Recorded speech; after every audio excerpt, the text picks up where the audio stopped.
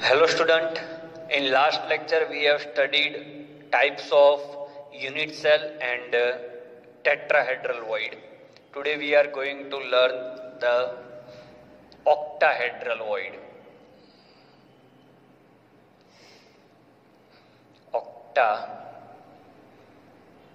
Octahedral voids. सो octahedral void कैसे बनता है पहले वो देख लेते हैं हम। तो ऑक्टाहेड्रल वॉइड में क्या होता है, एक ट्रायगोनल इस तरह से एक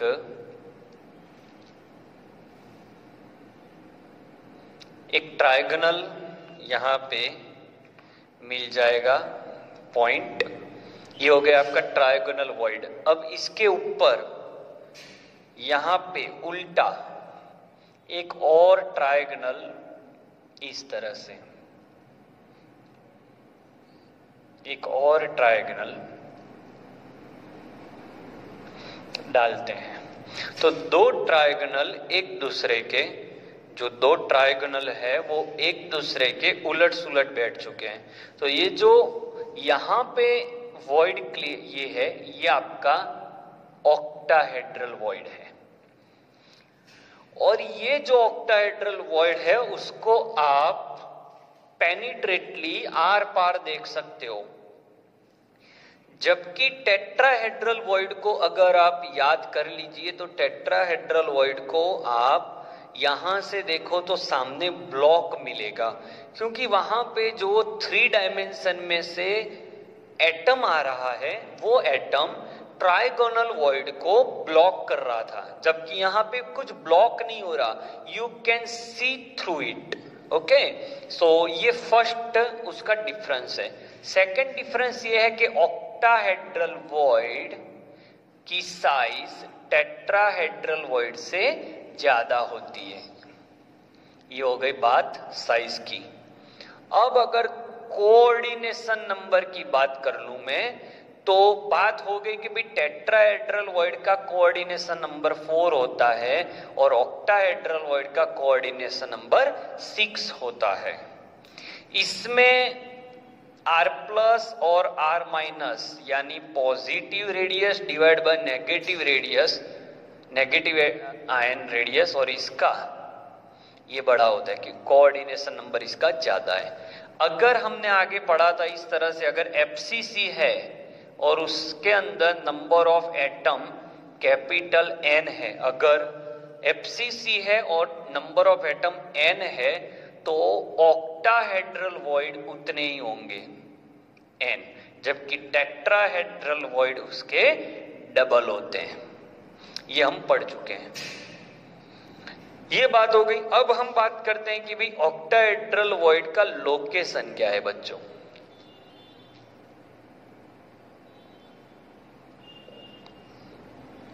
लोकेशन क्या होगा, तो ऑक्टाहेड्रल वॉइड का लोकेशन कुछ इस तरह है।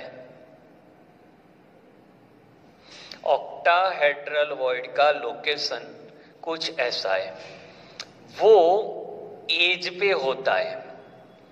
और एज वी नो एज कितनी होती है बच्चों, 12, और 12 एज होती है, उसको आप डिवाइड बाय एज को डिवाइड बाय 4 करना होता है, तो 4 इंटू 3 इट्स 12। और एक होता है बॉडी सेंटर में। ओके, सो इस तरह से आपको टोटल मिलता है 3 + 1 दैट इज 4। ओके, ये उसका लोकेशन हो गया, कहां पे ये लोकेट करते हैं। तो ये बात हो गई आपकी ऑक्टाहेड्रल वॉइड की। अब एक और है जिसके बारे में हम बात करेंगे, पहले इसका स्क्रीनशॉट ले लीजिए आप। Now fourth kind of void that is called solid और बॉडी सेंटर्ड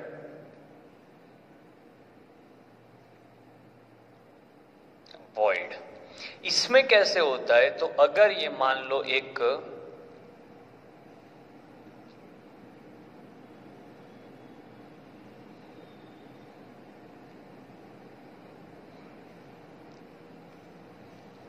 ये है,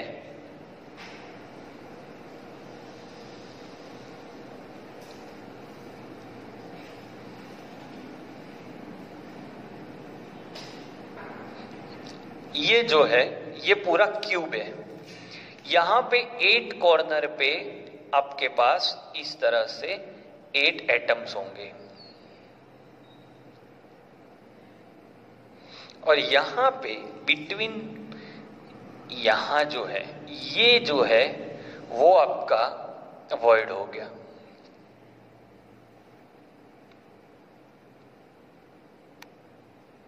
ये आपका वॉइड हो गया, ये जो है ये आपका वॉइड हो गया।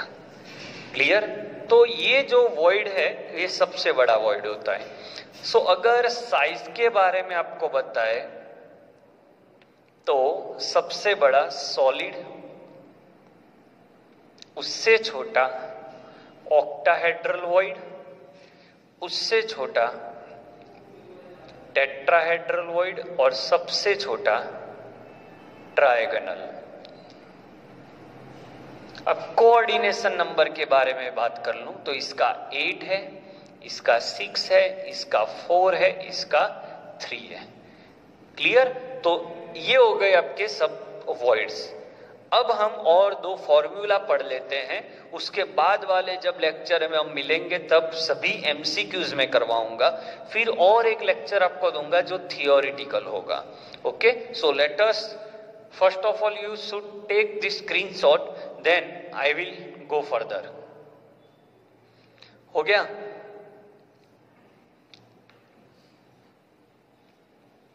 अच्छा, अब हम लेते हैं एक 2 फॉर्मूला है जो आपको पता ही है, फिर भी हम बता देते हैं। Formula number 1,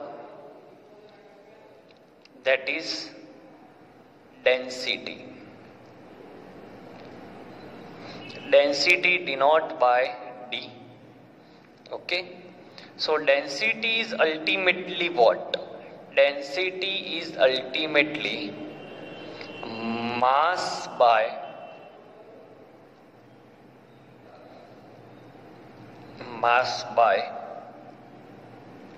volume.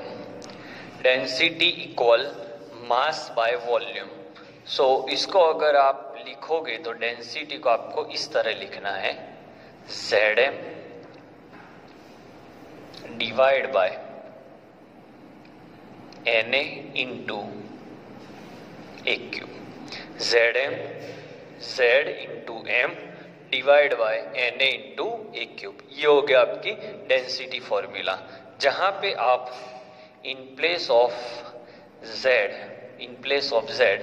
Z equals what? So Z is number of atoms. Okay, M means atomic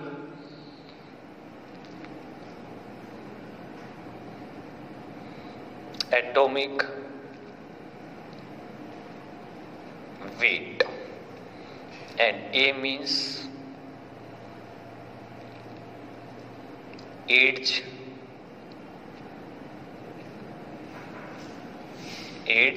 length, and Na means Avogadro number.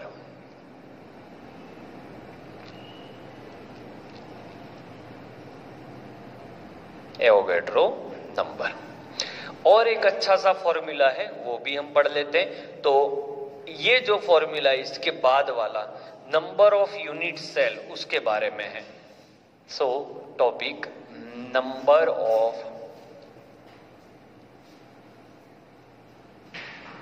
Unit cell. अब यूनिट सेल के टाइप डिफरेंट है तो फॉर्मूला भी उसके डिफरेंट आएंगे। जैसे कि मान लो हमें बीसीसी स्ट्रक्चर है, उसमें नंबर ऑफ यूनिट सेल पढ़ना है हमें, तो उसका Z आ जाएगा 2। ओके, फिर अगर एफसीसी की बात है तो वी नो दैट एफसीसी के लिए Z इक्वल्स आ जाएगा आपका 4, और सिंपल क्यूब है तो उसका Z आपको मिल जाएगा 1। क्लियर हो? अब कैसे कि मान लो कि आपको कोई भी एलिमेंट है उसका वेट गिवन है। सो W is given, atomic weight is given to you. So first of all you can easily find moles, that is weight by molecular weight. Okay, weight by molecular weight, और इसको आप Avogadro number से multiply कर लो, तो ये आ गए number of particles. अब हमारे पास अगर Z2 है तो मान लेते हैं अगर Z2 है तो आपके पास एक यूनिट सेल है, तो अगर आपके पास n नंबर ऑफ पार्टिकल है तो यूनिट सेल कितने? So number of unit cell equal n divide by z। अब n divide by z, but n कितना है? Weight by molecular weight into Avogadro number divide by z। So weight into Na divide by molecular weight into z, इस तरह से होगा। Okay, तो ये आप देख सकते हो कि ये दो फॉर्मूला अगर आपके क्लियर है और ऑक्टाहेड्रल वॉइड वाला कॉन्सेप्ट हो गया आपका, टाइप्स ऑफ यूनिट सेल भी हो गए, तो आप इजीली ये सब कवर कर पाओगे। सो आज का वीडियो थोड़ा शॉर्ट है, बट आप ये थियरी को 2 बार देख लीजिए, फिर हम नेक्स्ट लेक्चर से MCQ स्टार्ट करेंगे। So please take the screenshot.